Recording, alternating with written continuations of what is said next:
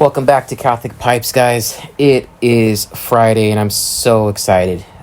Long work week, but I'm really excited to introduce you guys to this new series that is going to be focused solely in on pipes. But before I get into telling you guys what I have planned for you and what this series is going to entail, let's go ahead and let's get some refreshments. So for today, I will be enjoying some Eagle Rare, aged 10-year Kentucky Straight bourbon. This stuff is quite delicious. And bourbon is one of my favorite drinks. It's nice, it's sweet, and it's got a nice, delicious burn to it. A nice bourbon really hits the spot after a long work week. Just caramel, vanilla. You can taste that oakiness from the barrel in it. It's quite a treat. I think anyone who's a big fan of bourbon should have some Eagle Rare in their collection. Quite delicious. And then for today, I will be smoking this little guy right here. It's a bamboo pipe. Lucky enough, we'll be talking about bamboo today, as it is one of my favorite materials to work with and one of my favorite materials on pipes in general, just because it makes them super lightweight. I got this guy about 10 years ago, and it has been my tried and true go-to pipe over the last decade. Super lightweight. And I love the design on this guy. You may be wondering what it's called, but this is in the pipe world, we call this design an elephant's foot.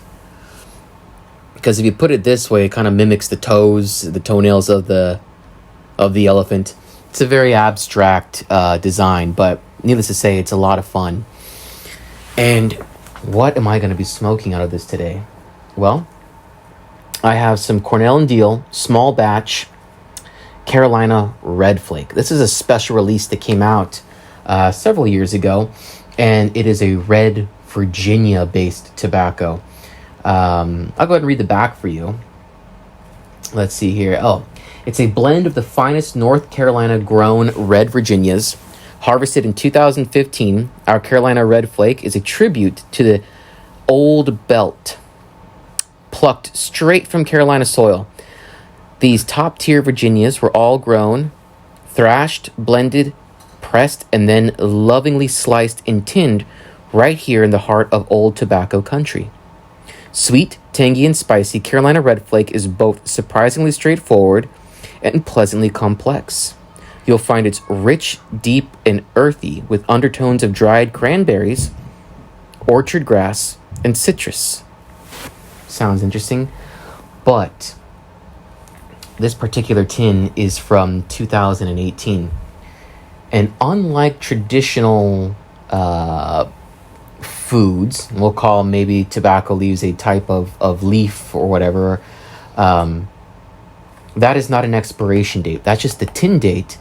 And the longer you let these guys sit in a sealed environment, it begins to actually ferment, which the sugar content begins to intensify. Really strong flavors mellow out and sweeter flavors intensify. So this one right here has got about 5 years on it, which is right around the time that you start to notice a distinct difference in the tobacco flavor. So let's open this up. I don't know if you guys can hear this, but I'll put this right here. A little ASMR for you guys. This is what a nice tin sounds like after a couple years. Oh, yeah. Oof. Take a look. Sorry, I'm so excited. It's got a nice tangy smell to it. It almost reminds me, if you remember back in the 90s for your school lunches, they used to give you the Nutri-Grain bars. That weird multi-grain bar that had like some sort of jam filling in the inside. This smells almost like one of the blueberry Nutri-Grain bars, which was, in my opinion, the blue was the best flavor. And you can't change my mind on that. And there's almost like a ketchup-y smell to it, too.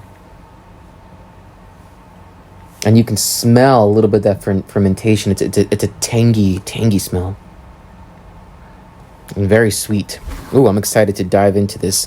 As you can see, the tobacco's just got this nice sliced up quality. So let's go ahead and balance this on my knee and hope that I don't spill it everywhere, because that would be a real darn shame if I did. Alrighty, here we go. Got to process it a little bit. Got to break it all up so it gets into your pipe, doesn't clog the airway. Alrighty. I'm just going to put a little bit into this guy here, load him up.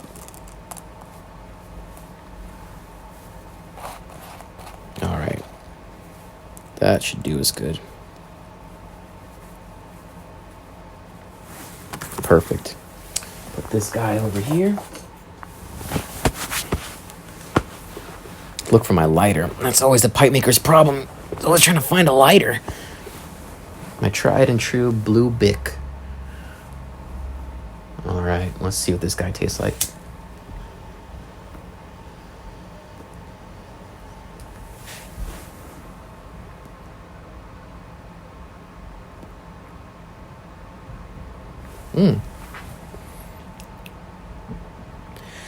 It's a very rich smoke. It's creamy. That's one thing you'll find out about pipe tobacco, is that we actually use a lot of terms that kind of winemakers and liquor tasters will do, like whiskey tasters. We have a very similar vocabulary when we try to discern the flavors in there, and one of them will be kind of the smoke itself and how it plays in the mouth. You'll get some where the smoke hits your mouth, and when it leaves your mouth, kind of reminds you of like a dry white wine, and other times like a full-bodied red wine, depending on the thickness of the smoke. But this smoke definitely reminds me of kind of like a luscious red blend wine, very full in the mouth, very delightful. And then let's get into the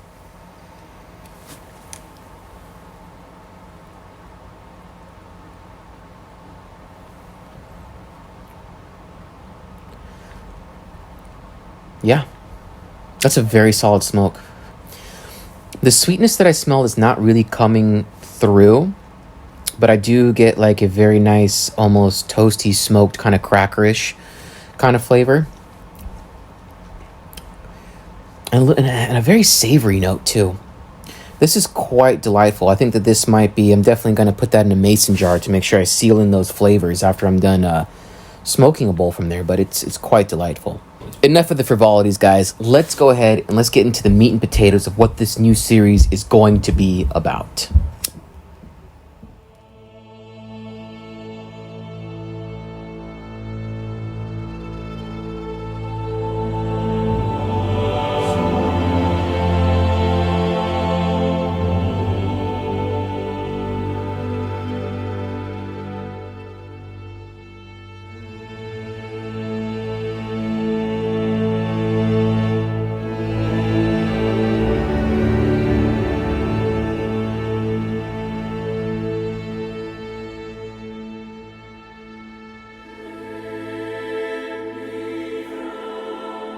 So, for this series, what I want to do is, as I'd mentioned before, I want to take you into the world of artisan pipes, what goes on in making a pipe, from the material selection to the design, to tobacco, any and everything encompassing pipes. That's what this series is going to be about.